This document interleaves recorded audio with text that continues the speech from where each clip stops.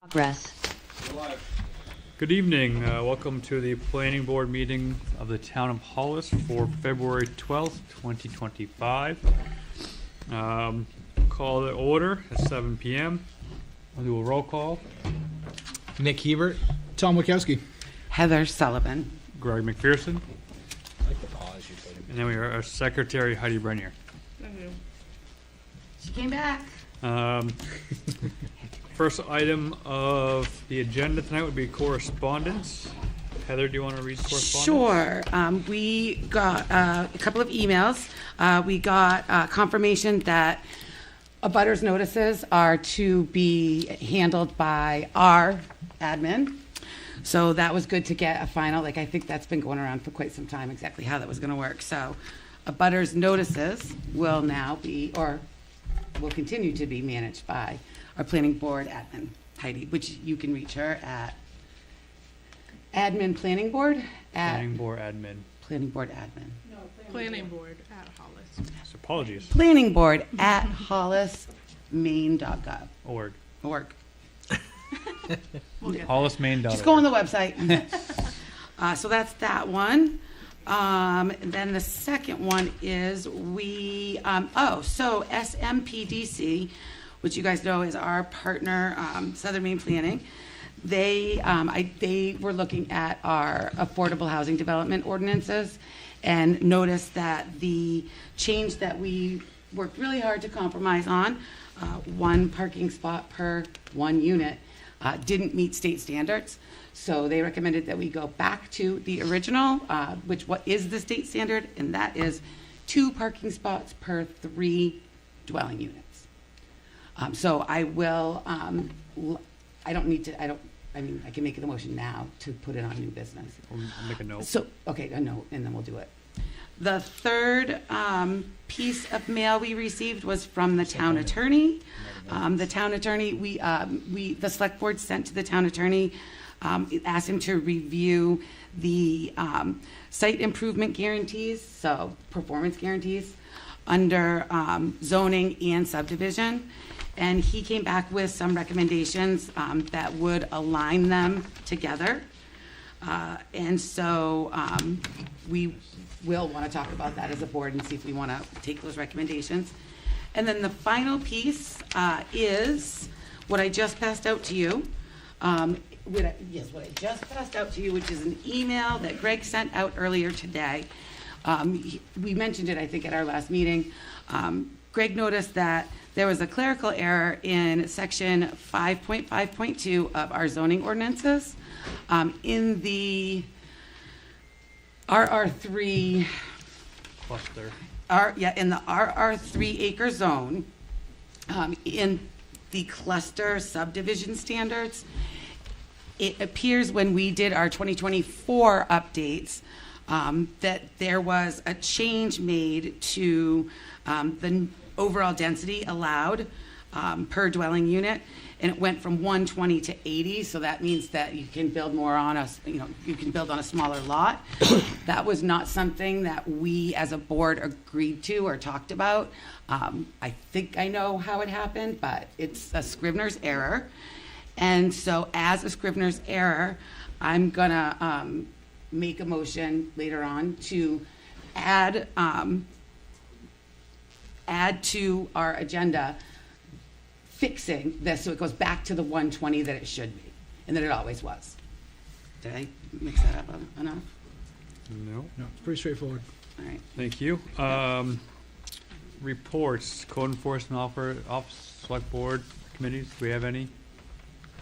Anybody on Zoom? Hearing none. All right. The next item on the agenda is the public hearing. We have 3 public hearings. The first item on the public hearing will be affordable housing updates to the zoning ordinance. Second will be updates to definitions of zoning in the zoning ordinances. And third, the floodplain management ordinance. Looking for a motion to close the planning board and open the public hearing. So moved. Any discussion? All in favor? Say aye. Aye. Ayes have it. All opposed? Hearing none. We now move to the public hearing. So the first item of business is the affordable housing updates to zoning ordinance. A quick overview of that is, it was brought to our attention that our zoning ordinance was missing affordable housing section, and we were required to add it to areas in the town that are defined as growth by our comprehensive plan, which those are the only zones that we added the affordable housing, which will increase the density by 2.5%. 2.5. times. 2.5 times the density in that zone. And we chose those zones because those zones are identified as growth zones in our, Comprehensive in our plan. current comprehensive plan, Correct. And this whole thing was required by LD. LD 2003. the state of Maine. Correct. So, anybody from the public like to speak on this issue? In the audience or Zoom? Yeah, please step to the lectern. You do need to go up to the, Step- yeah, and please- you have to introduce yourself, tell us who you are. And please stand up, talk to the lectern. Hi, I'm Bart Shagru. The growth ordinance you're talking about, you say 2.5 times the density in those growth areas? So it's not a growth ordinance, Not a it's growth a ordinance, no. affordable housing Affordable housing. development. Okay. So Yes. you're gonna allow, if you've got one lot right now for a single-family unit in those areas, let's say some places would be 3 acres. So that means you're gonna allow 2.5 units on those 3 acres? Yep. That's what I wanted to know. Okay. Yeah, it has to stay, how long is it 30, is it 30 years? Yeah, there is some requirements, the affordability part of it, that it needs to be that way for a term of 30 years. And the calculations of the income are based off the state's calculations. They're different if you rent or are buying the home as a single family. And we're unsure who's going to enforce all of No. that. That's not true. The state, The state's going to enforce that. Yeah, it seems kind of quite a So nobody on Zoom can hear you unless you're at the lectern. it seems a very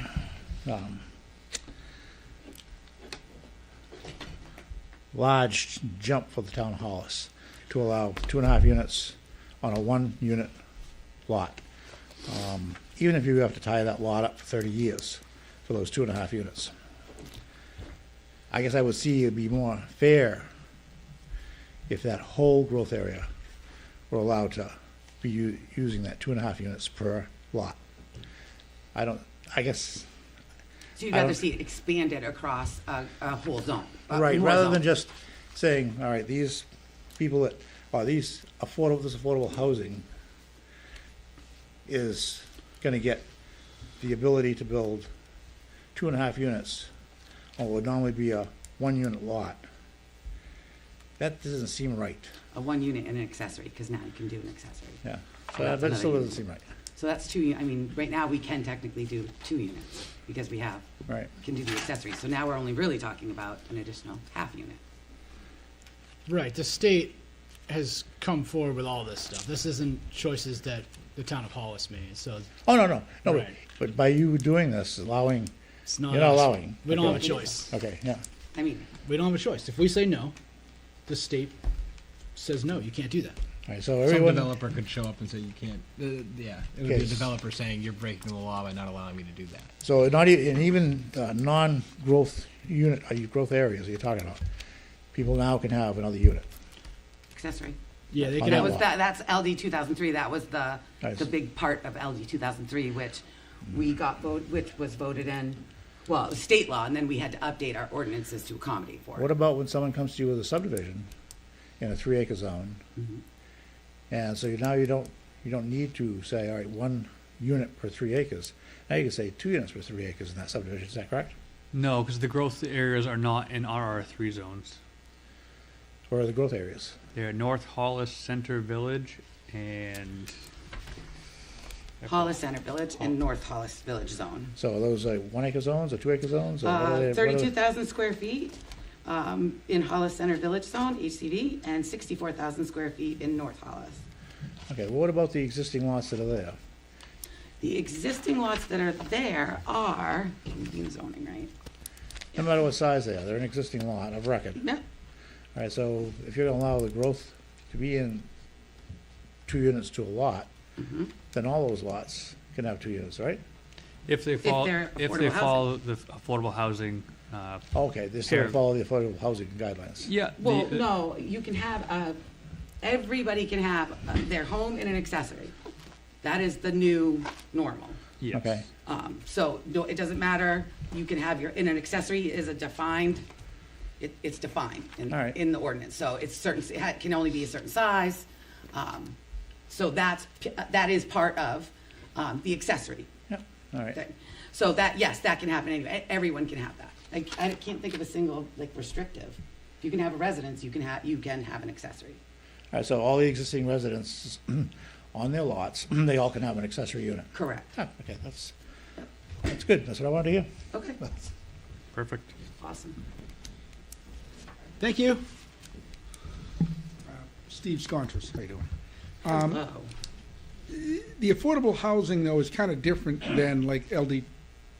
Well, it's part of LD 2003. 2003. Right, but I mean, what we're doing here, to make it affordable housing, what makes it affordable housing? The income of the potential buyer, or the house has to be a certain, no more than 1,200 square feet or It's something? not square footage. It's based off the income of the renter or the owner, Okay, and it's based off numbers set by the state.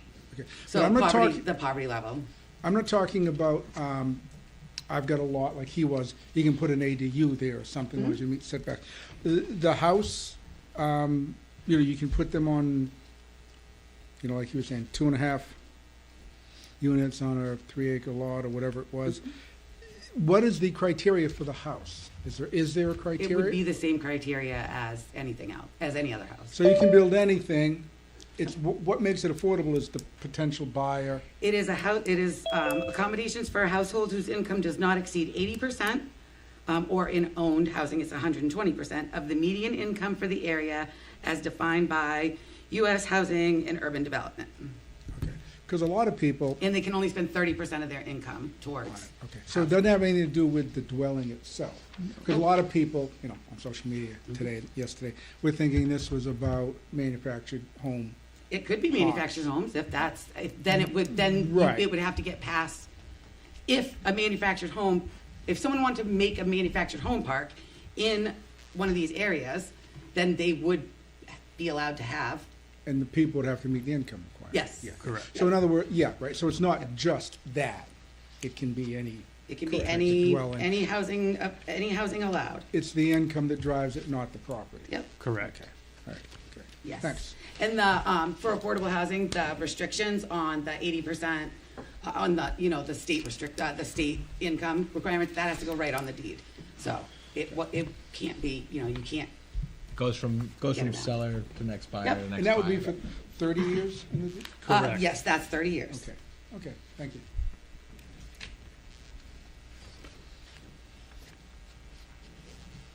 Bart, okay, something to say. Well, I do. Please do, you gotta, yep. Sorry about that. But still, I just make it clear in my mind. So the growth areas where you allow 2.5 times per lot are North Hollis Village and Hollis Center Village. Okay. And elsewhere in the town of Hollis, everybody on an existing lot can have another dwelling unit. Accessory dwelling. An unit. access- well, What What is the difference between an accessory and a regular dwelling unit? Accessory dwelling unit is a self-contained dwelling unit located within, attached to, or detached from a single-family dwelling unit located on the same parcel of land. An accessory dwelling unit must be a minimum of 190 square feet and may not exceed 900 square feet. All right, so that's still 900 square feet. That's a good size dwelling unit. We Yeah. went round and round about the size of it. Yeah, so, all right, good. That's, I just wanted to get that clear, that all the other lots in town that have an existing structure on them An existing single-family home. can have another dwelling As unit. long as it follows setbacks. Yeah, it has to meet setbacks.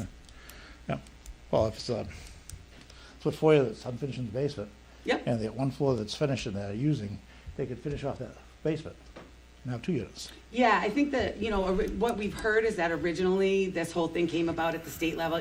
We're crunched for housing in this state. We have an aging population. It was to provide opportunities for people to have their parents, or in my case, have my Kids. young son have his own place on my property to get a start, or, because they need a little more help.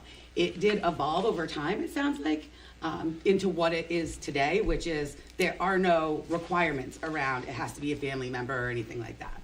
Well, that's good, because in years past in Hollis, it's been tough to get another permit for the same property, whether people be related or not. And I know in many instances, a lot of people will refuse permits because, and being related, they just couldn't do that on that one lot. So this is all good. I think that's. Yeah, as long as you, like we said, as long as you meet the setback requirements, so you're not too close to your neighbors. There's other requirements. Your septic has to be able to handle the additional bedrooms and all that fun stuff, but. But you can always put in a new septic to cover, so that you could qualify. Oh, yeah, yes, please. Perfect. Any other comments? Any Do you have Zoom? anyone on Zoom? Hearing none. Next item on the public hearing, updates to definitions in the zoning ordinance. Do you want me to do a? You get a quick? Yep. So one of the things that we've been doing over the course, it's now been over a year, is we've been taking a look at our ordinances and taking out anything that no longer applies. What happens when you have ordinances the way that Hollis does? We have a lot of separate ordinances, and what ends up happening is that new ordinances come in, but the zoning ordinance didn't get updated with the new wording. Different people call the same thing something different over the course of time on the planning board. So the content of the ordinances start to get really, I would describe it as being orphaned. I don't know another way to say it. So a word that was put in here in 1975, and then that ordinance was ultimately rescinded by the voters. They might not have gotten all the language out. What we've done, we're just starting this work, but we had enough that we felt that we wanted to come in front of the public and just get this moving. So there's a change. We're striking, in section 1, we're striking 1.7, which is a list of additional town ordinances, which is never kept up to date in here and isn't necessary because you're not required to list all the other ordinances in the town. In the zoning ordinance. So strike that completely. 1.7. 1.7, that's what I said. Additional, yeah, never mind. And then there are, and we went through these last week. I'm not gonna go through them all, but what we did is in the definition section, we searched all the ordinances that we have for the specific term. If it didn't show up in any ordinance, then that's what I consider orphaned. We don't need to have the definition of alteration if the word capital A, alteration, is not used anywhere in the zoning ordinances. It's just taking up space and provides potential miscommunication or confusion. One of the things that we are over time trying to do is we're trying to simplify the uses that we allow. So we're not saying we want to change what's allowed. We're saying that in the past, definitions started to get kind of fat. And so we have things like back office use. Well, back office use compared to what? We don't have front office use. So it's really just office use. So why don't we just use that? There's also duplicates. Yep, there were duplicates. Difference between channel and channel flow. So one of the things is we have the term community center and the term community hall. Well, we'll just merge those together and have one. So those are the basics. These materials are available on the website. Excellent. We have a couple spare copies if anybody in the audience needs one. And then in addition, the other big one was at the 2024 update, we stopped using the term restaurants and we started using food service. And the term restaurant never came out of the definitions, doesn't exist anywhere else. So again, it's another thing that could be confusing to people because when I'm going to make a restaurant, I'm gonna look for restaurants. And I see the definition, but there's no restaurant actually being discussed anywhere else in the ordinances. That was it, right? We stopped at, we didn't. Yeah, we just changed definitions at this time. And that is work that will continue. We workshop after our planning board meetings, and we will continue to streamline, simplify, align the ordinances, so that, you know, I mean, ultimately, I would say it would hopefully end up being number of pages would be a little bit smaller because we streamlined, simplified. And we're making sure that, like, say, the subdivision review requirements for major and minor, like, it makes sense to have two different. If it doesn't, we're gonna squish them together. Same thing for subdivisions. We wanna make sure that the process for people who are coming in, whether you're trying to do, we look at subdivisions and conditional use. Those are the main areas that planning board deals with. We want those two processes, even though one's for business and one's for residential, we want them to be as similar as possible. It's easier on the planning board if you call site review the same thing when you're doing the same act. And a lot of that stuff has gotten disconnected over time. So, with that, is there any public comment on the updates to definitions in the zoning ordinances? Yeah, mine.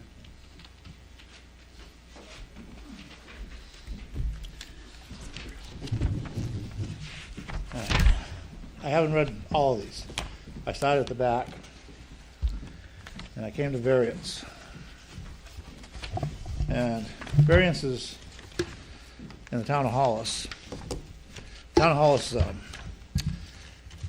has voted, the public has voted over the years to allow the Board of Appeals to hear all the variances that the state allows to be heard. I'm sorry, Variance variances that the state what? That the state allows to be heard. Mhm. All right, so when you have the variance in here with just the 4 criteria, that is for one type of variance. The other types, there's several other types. So I would suggest that when you have variance as a definition, you should say call it variances, and then comma, the town, and say as of this date here, June 2025, the town of Hollis says, or whatever we want, whatever period of time you want to pick. The town of Hollis has voted to allow the Board of Appeals to hear all variance requests that are permitted by state law. So there was every variance request that was permitted by state law as of November of 2024. So are you saying that it doesn't exist in the ordinances right now? It does. It does So exist. how did we? So there's no sense in having this here We haven't as the 4 criteria. It's foolish. Oh, Because this so is I one thought type you- of a variance. This is one type of a variance. Yep. There are several that are allowed by state law. I thought you had said that the town had voted on going with the state law. Yes, all the variances that the state allows, the town of Hollis has voted to allow the Board of Appeals to hear all those different variance requests. Okay. So there are And several different Do you ones. remember when that happened? Because I've got to then research and figure out like why it isn't in, if we voted for it, it should be in the ordinance. Well, it is, those are in the ordinance. I don't know if I have in my book. That's okay, that's all right. Even if you can just kind of give me, give me something.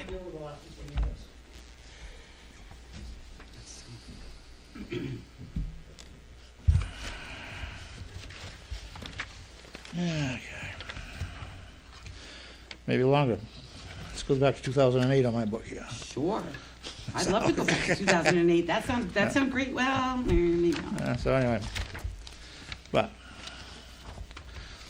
let's see if we can find appeal procedures. All right, setback variances, for example. Okay, the Hollis zoning ordinance enacted in November 1973. On this page here, it says setback variances, but that's incorrect. Because the setback variance for single-family dwellings with a variance for dimensional standards was enacted later on. Mhm. So they are all in here. And this is the draft changes 11024 that you guys had produced last year. Yep. Okay, so they, So they're, so that draft is now the Oh. ordinance that got passed. all right, so in any event, all these variances have been in here, and they are in here. So because there's more than one, you can't just describe that one type of variance that is in the definitions. You Okay. need to describe all of them, and the way to do that is do it plural. Yep. That's- Yes. I guess that would be the easiest way, It does sound like the easy. because an easy way. otherwise. So it will say, There's different standards for each one of these variances. So those four criteria for that one variances that are identified as a definition, they don't apply to all of these other variances that are allowed. So just, okay. So, this is, so what we were doing here is, we're not, we refer, so our goal Yeah, with no. this is just to strike out, so this is actually what we're working on next. So Right, this becomes part of our body of work, Right. and then we go and find the language that you're talking about, and then people way smarter than us write well, these a variances, change to that definition. yeah. So anyway, I was just saying, Yeah, I would, no, say- that's I would, great. I would suggest. That I like, that it's a you great just suggestion. say variances, and say comma, all the state permitted variances to this date have been, Board of Appeals and Town Halls have been given the authority to hear. Yep. Rather than listing them all out, because they're all listed out in the other part of the book. Well, I will say also, like, what I'm reading right here, this language, this is not a definition. This is a definition plus a, Criteria. right, and that's not how you should do it. A definition should be a definition, and then the criteria should be in the ordinance itself. So that's exactly the type of thing that we're trying to To get at. align, right? And have things in the right places, so that it's readable. That's what I thought. Yep, yeah, keep them coming. I love that, keep Right. them coming. Well, I've only got one more. Okay, and I hadn't seen this in my older zoning book, but I see it on this changes you want to do. Trailer, utility. A vehicle without motive power, designed to be towed by a passenger automobile, but not designed for human occupancy, and which may include a utility trailer, boat trailer, horse trailer, automobile trailer. I have several trailers. I can't pull them with an automobile unless I had maybe a 1970 Oldsmobile with a 500 horse engine in it. But, you know, these other trailers I have, I can't pull. And my friends have tractors that pull utility trailers around. And you can't pull them with an automobile. Or even a good-sized truck. So I guess I would suggest that the definition for a trailer utility, as you have it here, a vehicle without motor power is fine. But it doesn't have to be just designed to be towed by a passenger automobile. Yeah. What do you think would be good language? Could it just be by another vehicle? Well, you don't want people living in them. I guess that's why you put this in here. So I would leave that little blurb in there about, but not designed for human occupancy. That's the key Unless, part. okay, but then again, okay, I got several friends that have horses, and they have big trailers, they haul their horses in. And on those trailers, they also have sleeping quarters, bathroom, cooking quarters. So I guess I wouldn't consider that a utility trailer at that point. That would be like a motorhome or what, a camping trailer. But Just a good further on in this two-sentence description, you're describing horse trailers, horse snowmobile trailers. And I know, I got other friends that got snowmobile trailers that have rooms in them to sleep in. Wait, but if I guess I would, so then this is where it comes in, right? So I would argue that if it has a bedroom in it, then Would be- human occupancy It's is a gonna be the. camper. It's a camper with a snowmobile. Right, it's a Okay. camper with a horse trailer. But then it'd fall into the recreational vehicle, vehicle or vehicular attachment designed for temporary sleeping or living quarters for one or more person, which is not a dwelling. And then it goes. Right. So So there, but And I still- think the other thing is figuring out where in our ordinance do we talk about utility trailer and whether or not it even exists, because if it doesn't, then it would come out. And if it does, taking into consideration what you just said, will this definition somehow cause Cause problems. a problem? Yeah. Yep. I think, yeah, so, but, yeah, that's why I just want, Timmy is kind of the wrong place for it. I didn't see it in my older book, but my older book is really old compared to what you've got right now. So this one was not a change that we made. I don't recall making a change to this since I've been on the board. Okay. So I can only assume, I'd love to have the time to go back and or have record of when things really, when it got added, when it got changed. That's how you do ordinances in most places. But Let me see if I can find in this old book, definitions, and see if that's in, I know it's not in there, so. This would be back in 2008. Mhm. So utility trailer is not in there. Is not in 2008, so No, so I- it was between 2008 and obviously 2024. I'm checking just to be sure. Wish that the internet was working. I could help. Did you have any comments about the changes that we're looking to make to the zoning ordinance at this time? As far as the removal of definitions? No. I think removal is good. Okay, there is, in this 2008 zoning ordinance, It is in 2008. there is nothing in here that says Oh. trailer utility. Okay, so sometime between 2008 and 20, Oh, wait, there is one here. that's the other thing is it might be. It is. It might exist someplace else. It might be utility comma trailer. Yeah, so it still is, shouldn't be here. No, that's, Yeah, well, that's our next project. We're gonna go through and try to find Figure out where all these stuff that- definitions are, how they apply to the performance standards that we have. Yep. Because essentially all these definitions come from a use or performance standard and how they apply specifically to that use or performance standard. So that's part of our workshop later this evening.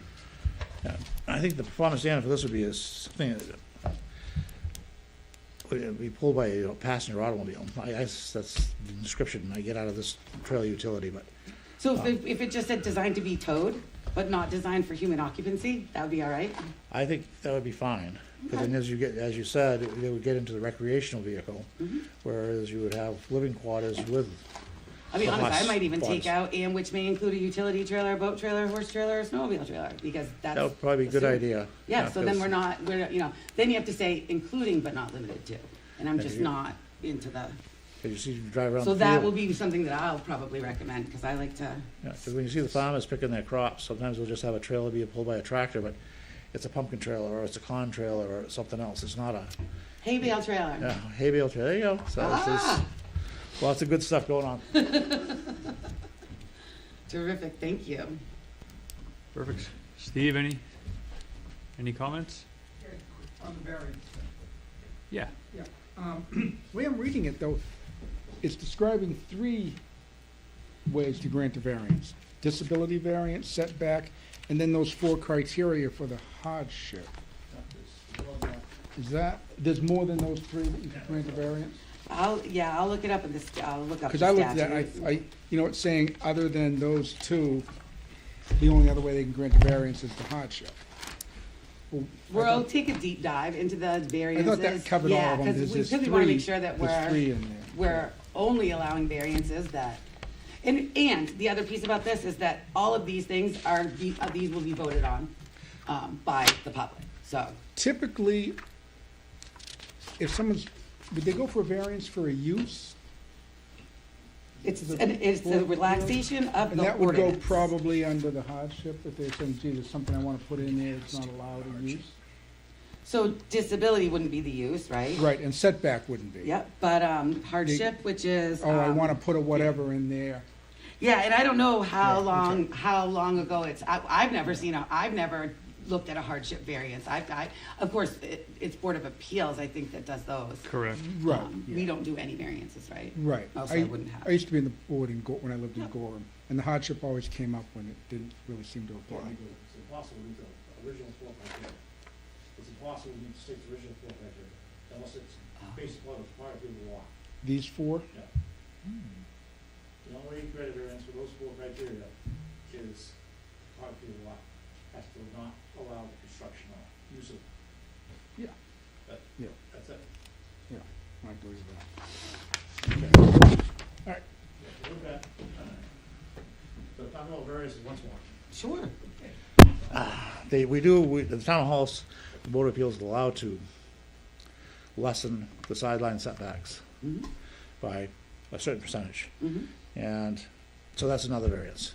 That's in here, setback Yeah, variance, So disability there are, variance. so there are, whatever the town has allowed, the board over the years have voted in, as the legislature has voted in, certain variance, abilities for the town to have certain variances. That's what the town has allowed the Board of Appeals to hear. So we, as a Board of Appeals, they have to be allowed by the town to hear such a variance. And the town has to be allowed by the legislature to be able to have that into their zoning ordinance, have that appeal heard. If we reference the state statute, do you Yep. think that would cover it? Oh, it will. Cool. Yep. Again, that is just the definition. There is a whole section of variances. Right, so there's a whole section of variance, so just to, 3.7, just as your definition is just to say, variances, comma, those variances that are allowed have been, that the town has allowed the Board of Appeals to hear. Maybe that'd be the simple thing. And of course, those variances would be the ones that the state has allowed the town to have the Board of Appeals hear. Well, let's see, I just think I got down special use, variance. Anybody on Zoom on the definitions in the zoning ordinance proposed changes? Hearing none. So next thing, we'll move on to the floodplain management ordinance. There were some updates written by the state that we took as a board. We voted on to recommend to the select board to adopt, so. So the DEP in Maine came to all the towns. They actually they made updates to the floodplain management statutes. And then they were kind enough to come through and take our ordinances and apply the same changes to our ordinances. So we reviewed them. We had a little bit of a discussion about a couple of them because we were a little bit concerned about some language, and checked with our attorneys and came to the conclusion that we were comfortable with the state recommended changes. So that's what you'll see on the ballot. Yeah, and the biggest change is requiring an engineer and then changing that to a qualified professional. And then they also had a definition of qualified professional in the floodplain management ordinance. So it's not just an engineer now, there's other qualified professionals that can provide that same service. So trying to make it so that you have more options on who's gonna make that determination for you. The old modern world. Any comments, Zoom? Hearing none? Anybody in attendance? Steve or Bart? Do you guys have Hearing any other things that you wanted to bring up? Because we're gonna close the public hearing after this part.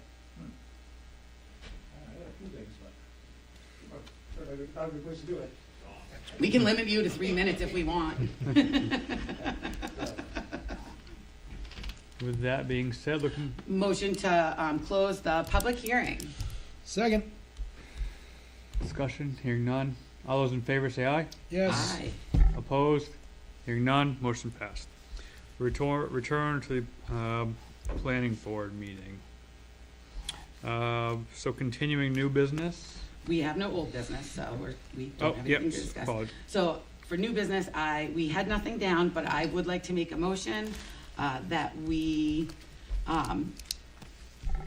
discuss as a board the email from SMPDC on affordable housing and changing we changed the state, we took the state standard and then we said, well, we'd rather see it one, wait, I'm not gonna talk about that. I'm gonna make a motion so that we will reconsider adding back the state standard language to the affordable housing development ordinance with respect to parking. So are you making a motion I am making a motion to open up add- the discussion. add Oh, you gotta add this it. item to the I agenda? am making a motion to add this item to the agenda. The item is consideration of an update to the proposed affordable housing development ordinance. Update changes. Second. Any discussion? All those in favor? Yes. Opposed? Motion passes. So we're gonna add So- that. We are adding to the agenda under new business, updates to affordable housing zoning ordinance. And then the second, I would then now like to make a motion to consider updating the zoning ordinance of Hollis with the, to fix the error in our R3 that reduced the space and bulk in a cluster subdivision from 120 to 80. So I would like to add that to the agenda. Second. Any discussion on that? Hearing none. All those in favor? Yes. Yep. Yes. Yes. All those opposed? Motion passes. So we're gonna add, the item at, 4. fixing a clerical error in the 5.5.2 space and bulk in the RR3 zone. Perfect. Does anyone else have something to add? Any other motions before we proceed? Is there any discussion necessary for Bring the it up after, I think. Waterboro Road, or is that for? No, we workshop? have, this is just for us to Okay. have, the last three things are Future. future, Understood. and we don't Okay. do them. So, next new item of, hearing no more motions, next item of business, and then, updates to affordable housing. I'm just gonna make it. Zoning ordinances. Yep. I make a motion that we revert back to the state standard parking requirements for affordable housing development, which are 2 parking spaces per every 3 units. Second. Any discussion?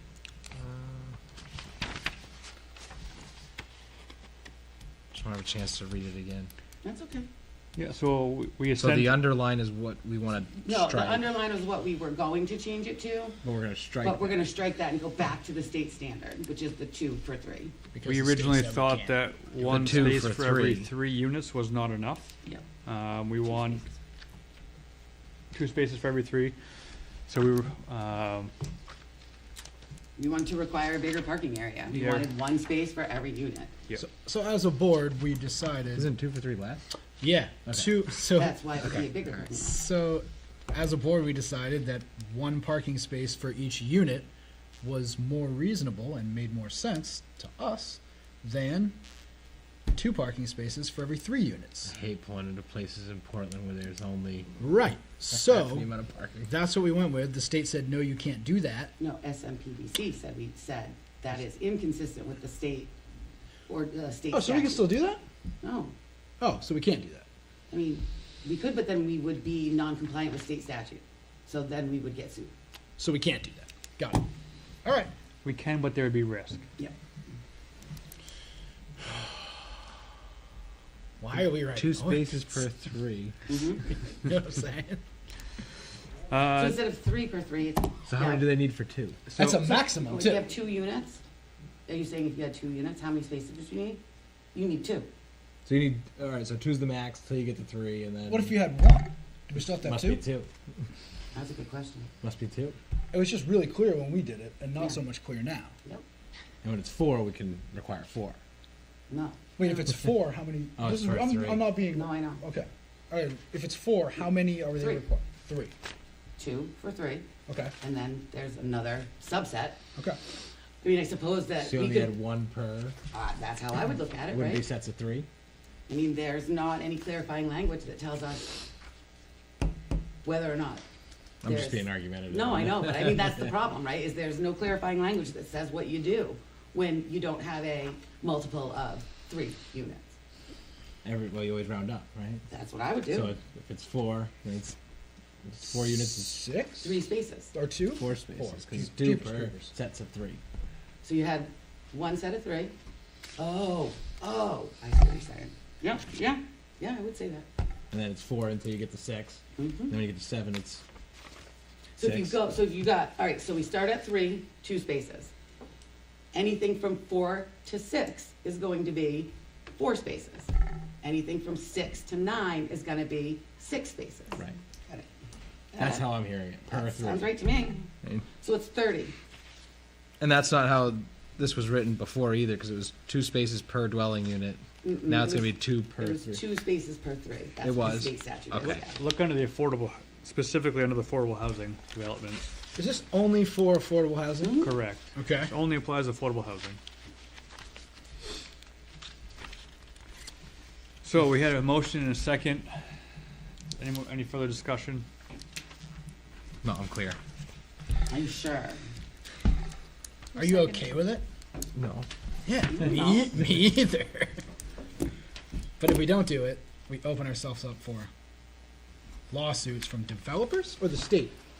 It would be the developer, because the Would be developer so the would say- developer would have to come to us and say, "Hey, this isn't concurrent with state statute, so we want you to either accept it or be sued." Mhm, And the board could go, "We accept it." mhm. Yep. So I mean, but on what basis? do we get sued? What basis are they suing us, or what basis? On what basis can we accept it? Because they're gonna sue us. That's not a basis. Come on. Come on. Feels like a good basis. Sounds like a I real mean, good it's basis. a, I mean, it feels like a real world basis. Yeah. Like a common But- sense type deal. Yes, but that's not, Got it. it's not ordinances. Okay. So we would have to have, the ordinance would have to, so the ordinance would have to allow us to variance it in effect, and it doesn't. It's a pretty strict, it's a 2 for 3. So we expect people to come with a 2 for 3. If they want, that's where I get confused though. If they wanted to do 1 for 1, if they wanted Well, they that, can. they can. Yeah. So, But but we're we only- can't require it. Right. We're only, yeah. Which, Does it not say personal maximum, experience though? here, my father lives in Does it a say complex in maximum Portland. of 2 for 3 in the ordinance? I don't think so. I thought it literally said a maximum of 2. No. Or is that us requiring a maximum of 2 for 3? I hate going in circles and wasting time, so I apologize if I missed it. Does not use the word minimum or maximum. I swear to God, I just saw maximum. It says minimum, schedule of minimum off-street parking requirements. Okay, I'm gonna apologize, it does say that. In the title of 6.16.7. Schedule of minute- Yeah. State always statute been- requires a maximum of 2 required spaces per every 3 units. A maximum that we can require. So we can only require a maximum of 2 for 3. We can't require 1 for 1. for 1. Okay. So, any further discussion? Who seconded that? Tom, Me. Sorry, here. No, going it's once, going twice. We're good with it. All those in favor? Aye. Yes. Aye. All those opposed? Hearing none, motion passes. So I will make that change Say no, 'cause it would've passed anyway. to the Record tag now. ordinance that's gonna go Thank you. up to. My displeasure in the whole thing has been clearly expressed. Next item on the agenda is fixing a clerical error in section 5.5.2, space and bulk of cluster subdivisions in the RR3 zone. The square foot density for lot size of a unit in a cluster subdivision inadvertently got changed from 120,000 square feet to 80,000 square feet, and a Scribner's note error along the way. Which That is- was in just, as someone who was here, you were here, wait, actually 3 of us were on the board when this. Yep. We did not discuss at any point making any changes to Space and bulk. space and bulk. So that's why we know that when Greg spotted it in the ordinance, that's how we know that it wasn't intended to change. You can see the contradiction right here, right? What do you mean? There's So right there was in a the table. conversation with the town attorney this afternoon. he said we basically have two options. We can fix as a clerical error, or wait until June, Not in June, you know. or November, I apologize, November, and then put it out to a vote to change at that point. There is some risk in each situation. Fixing it as a clerical error, we would need to provide backup that it was a clerical error if it was ever challenged.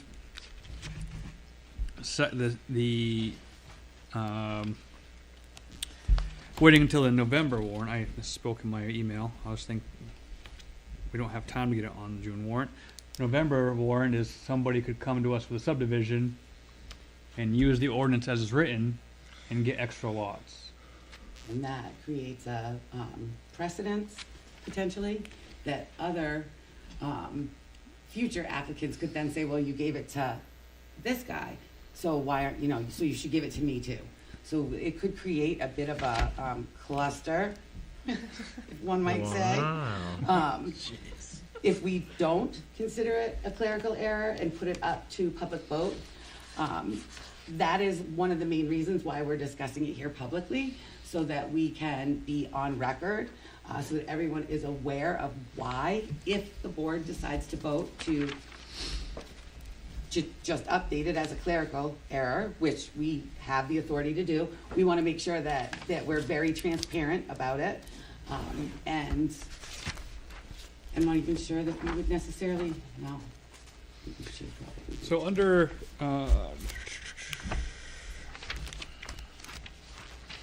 under section 1.5.3, for zoning changes involving clerical errors, the planning board has the authority to make only non-substance clerical corrections that do not alter the meaning of ordinance that are administered by the planning board of the town of Hollis.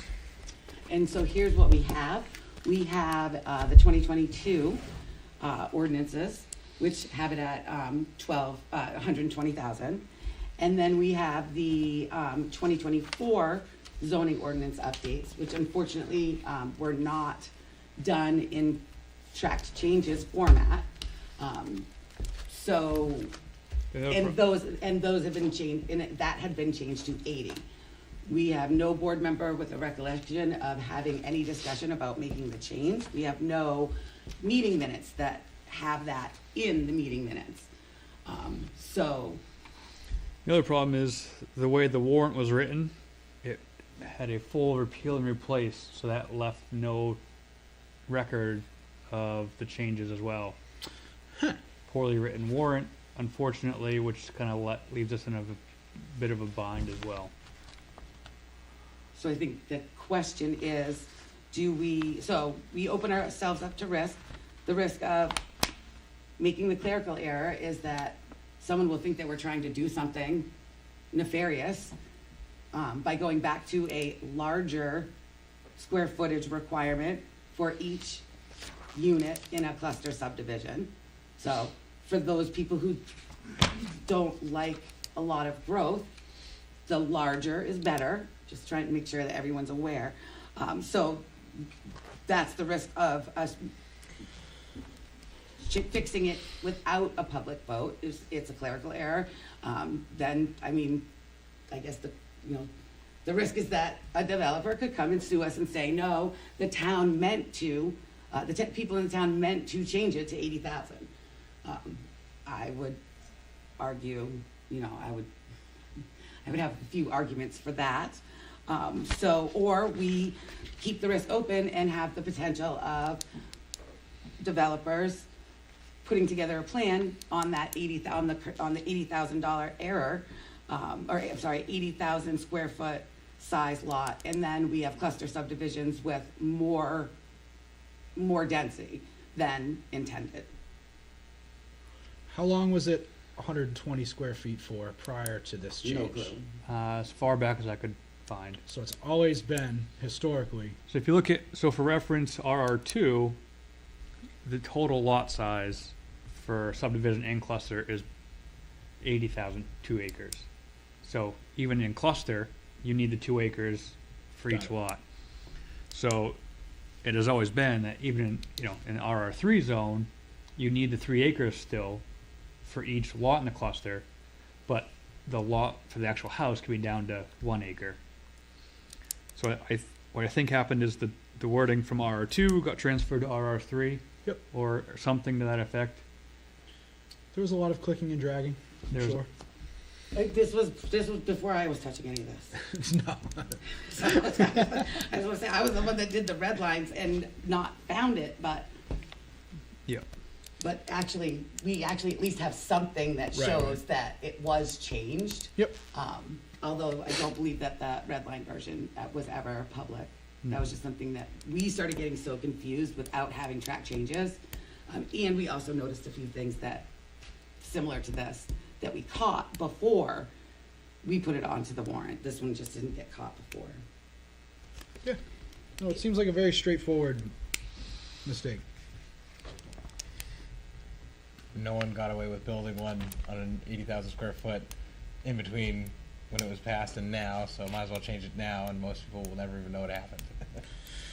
Yeah, I Only mean, the it's not people gonna. that watch planning board meeting. We appreciate all of you that watch the And our planning board lovely meeting. guests. Yeah, no, I'm like I said, I'm 100% comfortable with it, knowing that I've sat through all of those planning board meetings and engaged in all those planning board meetings, and never did we mention swapping it from 120 down to 80.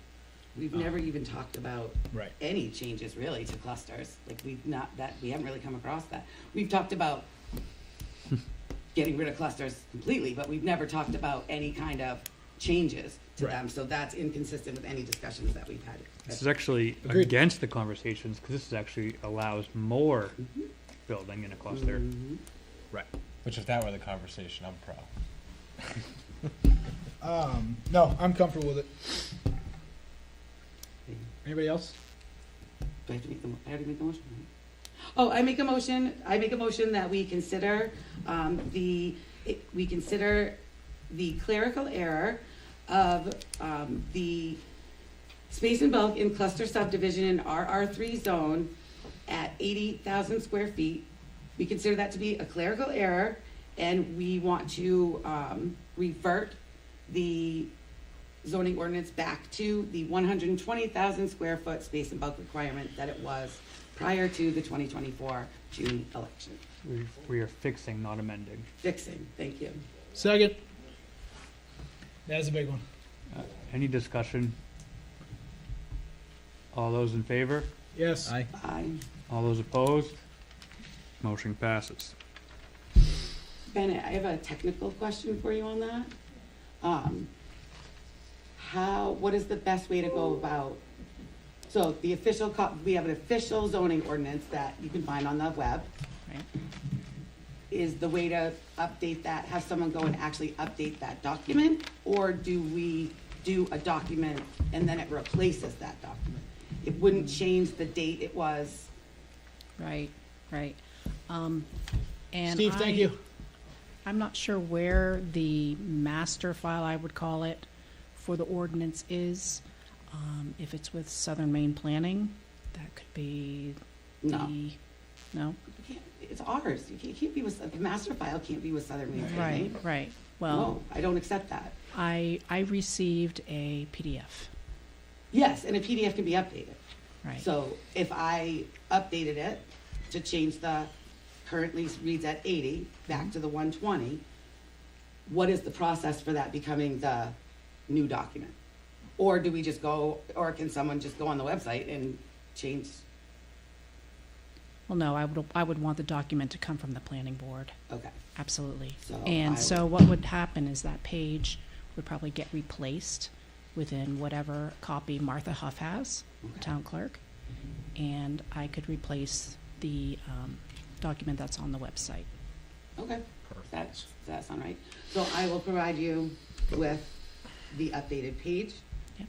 And then can you get it in Martha's hands and update it on the website? Absolutely. Thank you, Bennett. You're welcome. All right, that is the conclusion of our new business. All right, plan for next meeting. We have another public hearing, same public hearing as we had today. For anyone who wasn't able to make it today, you have another chance to come out. If anyone has any additional comments they'd like to make, we would be happy to take them.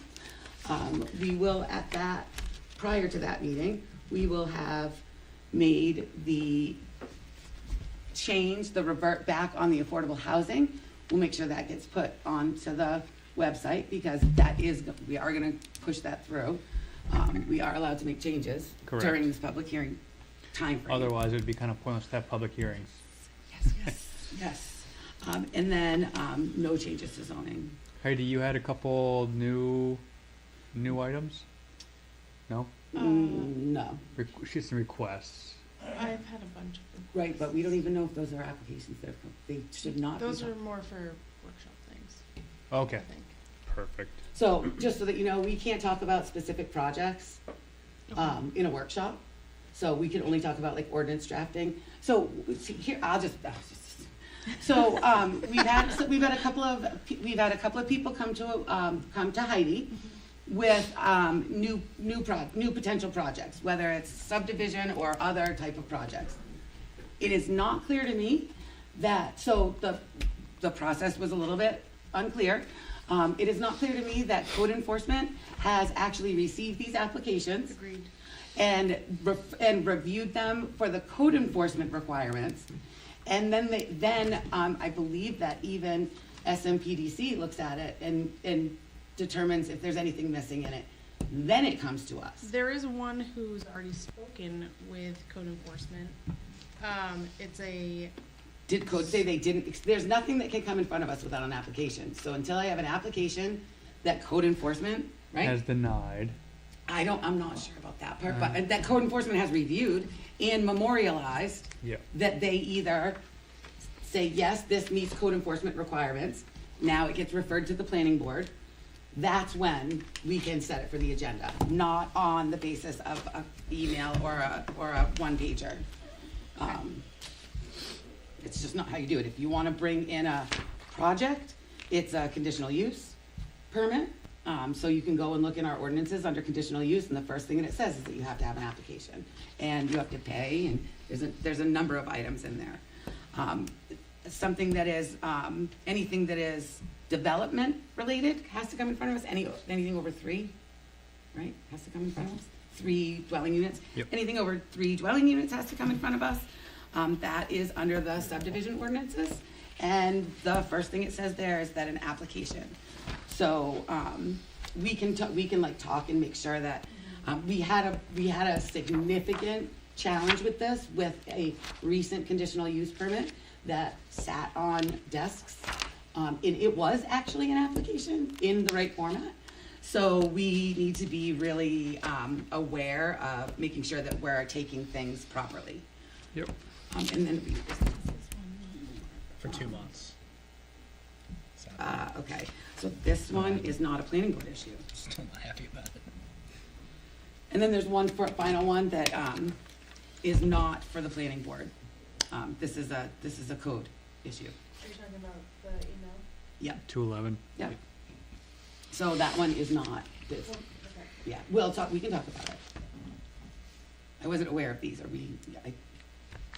because they just came in. Yeah, they're brand new. Yep. Well, and we will let people know, just so that people are aware. We set our agenda in advance. We set our agenda at least 7 days in advance. So and I think many people who follow the planning board recognize that we've had some gaps. We've had some roles go unfilled. We, are hitting quorum, luckily, but we are oftentimes missing members of the board. And all of those things together result in not needing actually more time to do things. So if the idea that someone would think that they could be heard at the next planning board meeting went with not like meeting like the process, it's impossible for us to do. I'd love to be able to just get people to get a quick take from us. We're not quick. Unfortunately, between meetings, we are not all available 24/7. So we'll help when we can. We promise. And we do a lot of things, behind the scenes, that, just so that people know, the 2 hours that we sit here every other week is not the only amount of time that we spend looking at different things, looking at ordinances, and discussing things with code enforcement. Perfect. So on the agenda for next meeting, we have a public hearing for 3 items. No new business. Unless, in the Unless- next week, the applications come in, they get approved Correct. or referred to us from code enforcement. Then they could go on the agenda. But that's gonna happen, So our next meeting is February 26th, so you'd have to have your applications in by February 19th. So please, if you'd like to be on the next agenda, you I'm haven't. not even sure if our things don't say 2 weeks in advance, if the ordinance, the ordinance might say 2 weeks in advance. I'm just not sure, but I mean, we'll try to get it, we wouldn't be able to do it in 7 days or less. We will try to get it, if it comes in 7 days, we will try to get it on the next agenda. But getting on the agenda is also subject to, historically, we've only taken on 2 pieces of new business per meeting. And that's just because things take a lot of time. There might be circumstances that we would take on 3, if we knew that 2 things were gonna be really short, or they were just something that we had to then refer to appeals. But for the most part, we try to keep it down to 2, so if there's already 2 things on the agenda, then we wouldn't be able to put it on until there's another open slot in the new business section. Once you're heard once, you're not new business any longer, so those do move from new business to old business very quickly. And we will work through as much old business as we have at any one time. Yeah. Perfect. So with that, looking for a motion to adjourn. Public comment? We just have that. I just want to clarify Are you because speaking as, I'm Karen? speaking as Bennett. Okay. No, and also I'm kind of trying to speak up for the secretary too, because this is a big learning curve for her.